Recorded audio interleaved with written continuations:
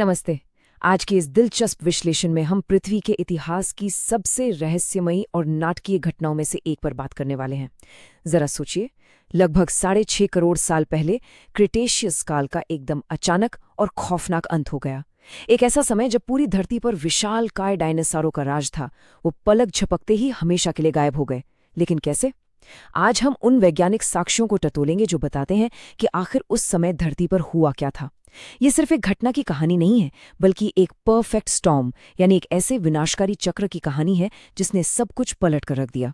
चलिए शुरू करते हैं। तो चलिए इसमें गहराई से उतरते हैं।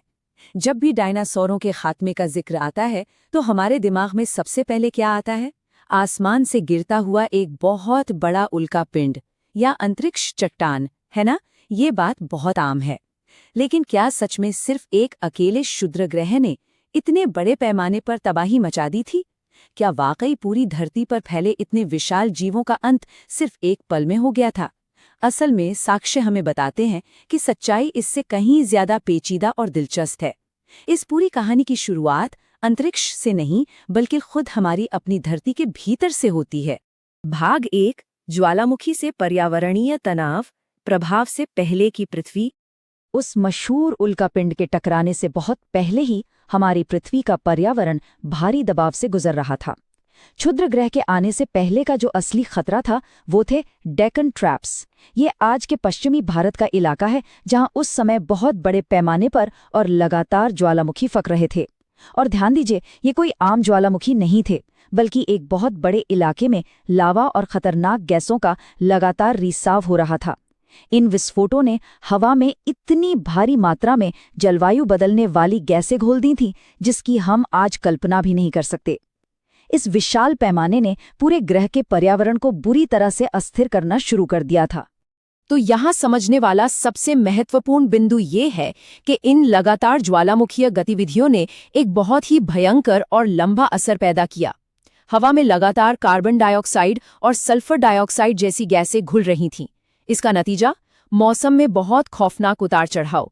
कभी धरती भयंकर ग्लोबल वार्मिंग में जलने लगती तो कभी अचानक से ग्लोबल कूलिंग यानी जमने वाली ठंड का शिकार हो जाती। ये जलवायु के ऐसे हिंसक झटके थे जिन्होंने पृथ्वी को चरम सीमा तक धकेल दिया था। धरती का जीवन पहले से ही बेहद कमजोर और असुरक्षित हो चुका था। मतलब आगे आने वाली एक और बड़ी आपदा के लिए मंच पूरी तरह से सज चुका था। भाग 2, प्रलयंकारी क्षुद्रग्रह का प्रभाव, अल्वारेज परिकल्पना। अब जब पृथ्वी पहले से ही अपने सबसे कमजोर दौर से जूझ रही थी, तब आधुनिक मेक्सिको के युकाटन प्रायद्वीप पर आसमान से मौत बनकर एक प्रहार हुआ। 10 से 15 किलोमीटर। जी हां, जो अंतरिक्ष चट्टान धरती से टकराई थी उसका अनुमानित व्यास इतना ही था। जरा इसकी कल्पना कीजिए, एक पूरा का पूरा शहर, या मान लीजिए एक बहुत विशालकाय पहाड़ के आकार की चट्टान अंतरिक्ष के गहरे सन्नाटे से अकल्पनीय गति से हमारी धरती की तरफ बढ़ रही थी। इस भीमकाय आकार के क्षुद्र ग्रह का युकाटन प्रायद्वीप पर टकराना इतिहास की सबसे विनाशकारी घटनाओं में से एक बन गया। और आपको पता है इस टक्कर की ऊर्जा कितनी थी? 3.0 गुणा 10 की घात 23 जूल। अब ये नंबर सुनकर शायद कुछ समझ ना आए, तो इसे ऐसे समझते हैं, ये ऊर्जा 100 टेराटन से भी ज्यादा टीएनटी विस्फोटकों के एक साथ फटने के बराबर थी। ये इतनी खौफनाक ऊर्जा थी कि इसके असर से धरती का एक बहुत बड़ा हिस्सा तुरंत दहल गया। ये कोई मामूली धमाका नहीं था, ये लिटरली एक ऐसा प्रहार था जिसने हमारे ग्रह के पूरे अस्तित्व को उसकी जड़ों तक झकझोर कर रख दिया। इस अकल्पनीय ऊर्जा का जो असर हुआ वो तुरंत और रोंगटे खड़े कर देने वाला था। टक्कर होते ही जैसे एक चेन रिएक्शन शुरू हो गई।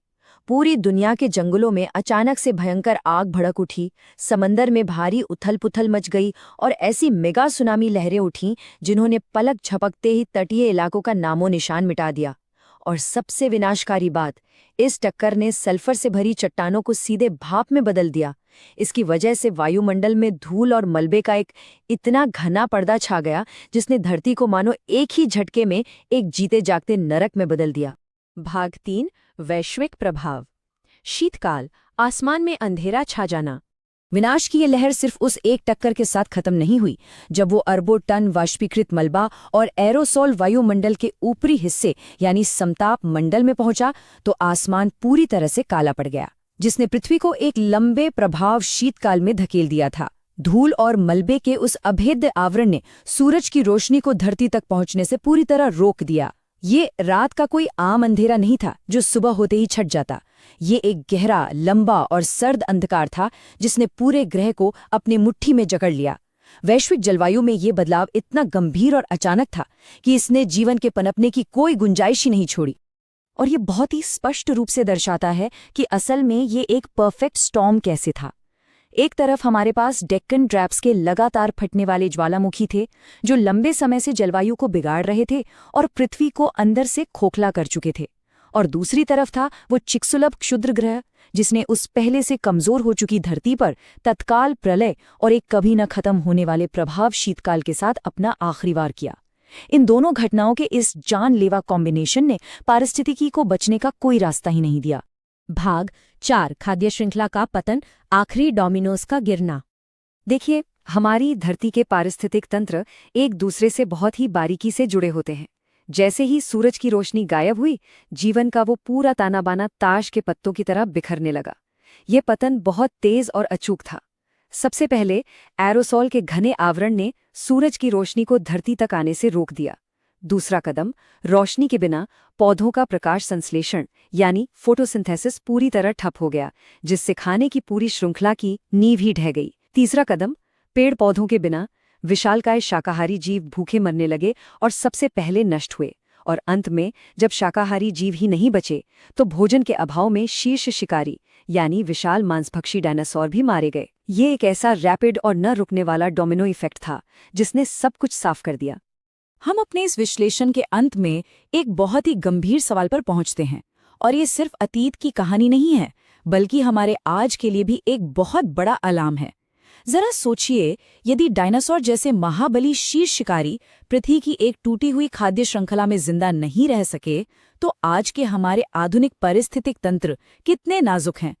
आज भी तो हमारा पर्यावरण कई तरह के भारी दबावों और जलवायु परिवर्तन से गुजर रहा है।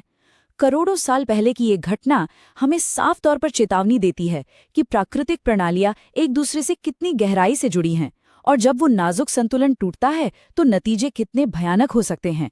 इस दिलचस्प विषय पर हमारे साथ जुड़ने के लिए बहुत बहुत धन्यवाद।